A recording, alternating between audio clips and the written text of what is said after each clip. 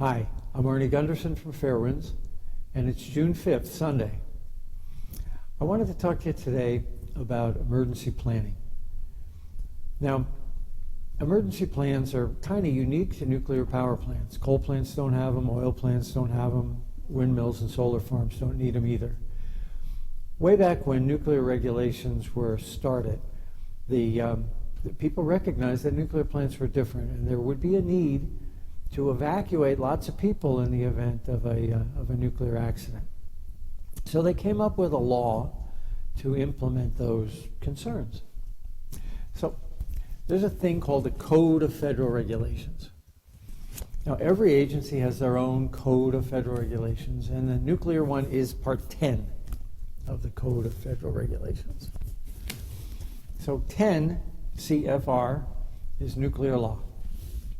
Within that is a Part 100, and Part 100 talks about how to site a nuclear plant. And within that is a Chapter 11 that talks about emergency planning. Now, so it's 10 CFR, nuclear law, 111 is what we're going to talk about today. That law says, really simply, that there's only one criteria for emergency planning, and that's that nobody in the population get more than 25 rem of radiation during the course of a nuclear accident. That's how the law is written. That's the number, that's the goal that the utilities must stay below. Now, Chairman Yasko has said that he's confident that 10-mile plans are adequate, and yet in Japan, Chairman Yasko recommended to the White House to evacuate out to 50 miles, but there's no basis in the law, in 10 CFR, to discuss what that distance is. It's just whatever it takes to stay below 25 rem of radiation. So now then, Congress then told the Nuclear Regulatory Commission that they have to come up with a way to calculate that exposure. And this is where it gets interesting. The law is clear. 25 rem is the most somebody can get, but it's based on a lot of speculation about what is released from a nuclear power plant. Now, all that speculation is put into something called a new reg, and that's a regulation that implements the bigger law. There's two new regs that apply, new reg 0654 and new reg 0396 are the two.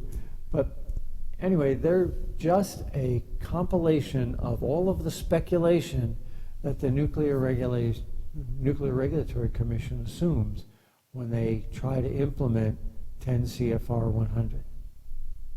Now let's talk about how this 10-mile zone came to be. The NRC was allowed to make some assumptions about how much radiation got out of a nuclear power plant. It's just speculation. The NRC and the industry got together and they said, well, let's speculate that 1% of the nuclear fuel fails in the event of an accident. And of that 1%, let's speculate that 95% of that gets stuck on the inside of all of the containment boundaries that are inside there. And so of the 1%, and we've taken 95% of that, now that all of the remainder is inside the nuclear containment. And the NRC says, well, let's assume that the containment then leaks at 0.5% per day.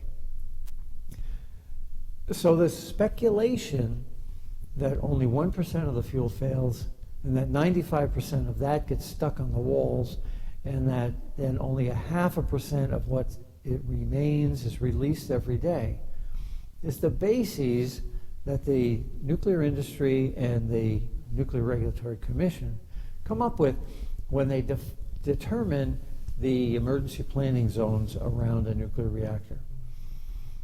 When you apply all those assumptions, you come up with a very small emergency planning zone, a couple miles.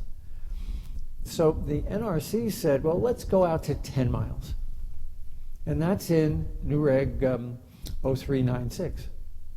And it appears as an assumption in a regulation, but it's really not part of nuclear law. And it's based on a whole series of speculations that the Nuclear Regulatory Commission and the nuclear industry agreed to. Well, Fukushima shows us that all of those assumptions went up in smoke, quite literally, on March 11th. We know that all of the fuel failed, not 1%. We know that the containment leaked like a sieve.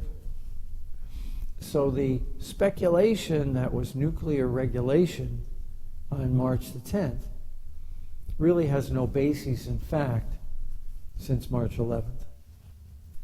So the Nuclear Regulatory Commission makes a bunch of speculation, and they determine that there's no way anybody outside of 10 miles is ever going to receive an excess amount of radiation.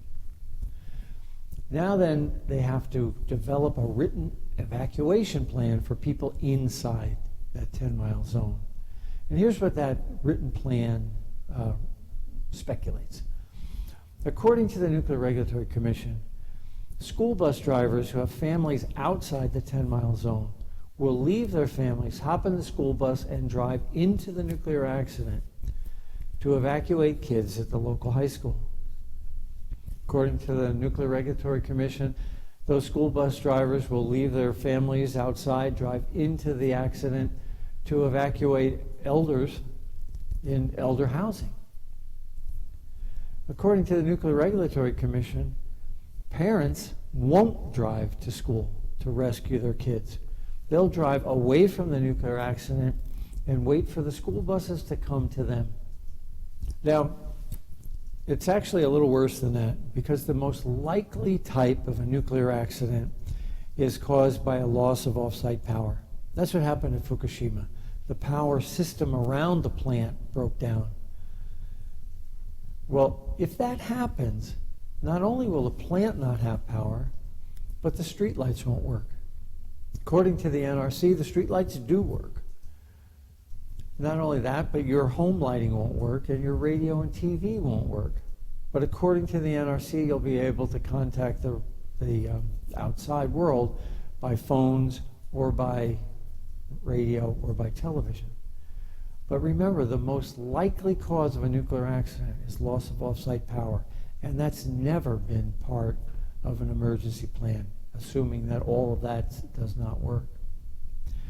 So again, though, there's some other issues that need to be considered in addition, and that's infrastructure. That means highways, for instance. Let's look at Pilgrim for a minute. Pilgrim's at the base of Cape Cod, and if it has an accident and the wind is blowing like it was at Fukushima to the east, that's right across Cape Cod. But the emergency plan for Pilgrim tells people to stay in place on Cape Cod. Don't evacuate. So the radioactive winds are blowing toward them, but the emergency plan assumes they don't move. Now, anybody who's ever been to Cape Cod knows there's two bridges and they're always full of traffic. So the traffic problems, the infrastructure problems, will limit the ability to evacuate people in a real drill. Another plant with similar problems is Indian Point. Indian Point has two major highways heading north-south on one side of the plant and the Hudson River on the other. So it's trapped in a river valley corridor where the radioactive plumes usually travel in the same direction, north-south. It's hard to imagine that people will drive rationally and not have a 7-car pileup on one of those highways, slowing the evacuation down. But again, according to the NRC, every bit of traffic moves reasonably. Well, let's look a little further south at another infrastructure problem. Down in Florida, there's a plant called Turkey Point. It was almost hit by Hurricane Andrew about 20 years ago. And afterward, infrastructure was destroyed around the power plant. The security systems didn't work. The radiation detectors didn't work. The highways were a mess, and there's no way that it could have been evacuated had the hurricane caused an accident. On the opposite coast, we've got Diablo Canyon in California, which is right next to an earthquake fault. But according to the NRC, all of the bridges won't collapse in the earthquake, and people will be able to drive away from the accident on bridges that miraculously withstand the earthquake when the power plant does not. So emergency planners at the Nuclear Regulatory Commission and in the nuclear industry would like us to believe two things: that people behave rationally in an emergency and do what the plan was written to do, and that Mother Nature is benign and there's no damage to infrastructure. On March 10th, the day before Fukushima happened, if you had asked me who were the best people on the planet to be prepared in the event that an emergency happened, I would have said it was the Japanese. And yet, look, here we are 3 months later, and it's obvious that they were totally unprepared for the accident that actually occurred. Well, what I'm proposing here is not that we take a look at the law. This is a good law, and it says 25 rem, and that will protect the population. But what's more important is to look at all the speculation that goes into developing all that implementing stuff that goes behind this.